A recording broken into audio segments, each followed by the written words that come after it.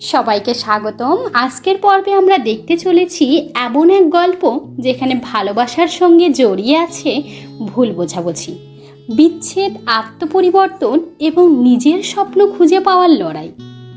গল্পের শুরুতেই দেখা যায় বাড়ি ফিরে আয়ুমি খুব অস্থির হয়ে পড়ে, কারণ সারাদিন মিনাতোকে অন্য একটি মেয়ের সঙ্গে সময় কাটাতে দেখে তার ভীষণ খারাপ লেগেছে। যদিও সে জানে মিনাতো তাকে ভালোবাসে, তবুও নিজের প্রেমিককে অন্য কারো সঙ্গে এতটা স্বাভাবিকভাবে মিশতে দেখে সে ঈর্ষা লুকিয়ে রাখতে পারে না। রাগ সামলাতে আয়ুমি রান্নাঘরে গিয়ে কুকিজ বানাতে শুরু করে, কিন্তু মন এতটাই অস্থির ছিল যে কুকিজগুলো একেবারে শক্ত হয়ে যায়। ঠিক তখনই মিনাতো বাড়িতে ফিরে জানায় তার সঙ্গে একজন অতিথি এসেছে। অবাক হয়ে আয়ুমি দেখে মেয়েটি আসলে মিনাতোর সাবেক প্রেমিকা।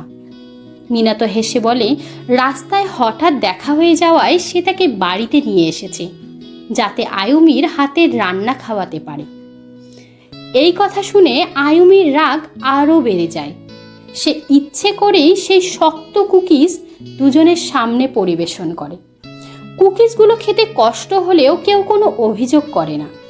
পরে আয়ুমি সরাসরি জানতে চায় তারা কি আবার কাছাকাছি চলে এসেছে, তারা কি আবার সম্পর্কে জড়াতে চায়।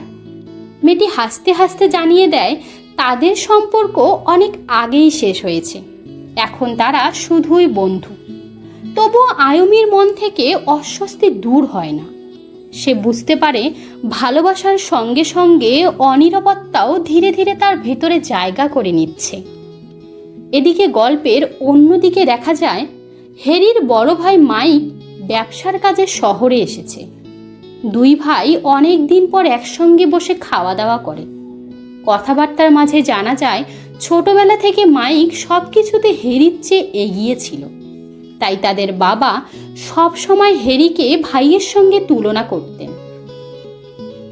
এমনকি পারিবারিক ব্যবসার দায়িত্ব মাইকের হাতে তুলে দিতে চেয়েছিলেন। এসব কারণেই দুই ভাইয়ের সম্পর্ক কখনো খুব ঘনিষ্ঠ হয়ে ওঠেনি।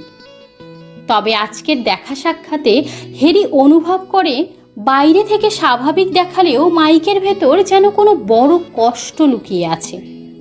কথা বলতে বলতে মাইক হঠাৎ আয়ুমির রান্নার প্রশংসা করে। সে বলে আজও আয়ুমির বানানো সেই বিশেষ চিকেনের স্বাদ তার মুখে লেগে আছে।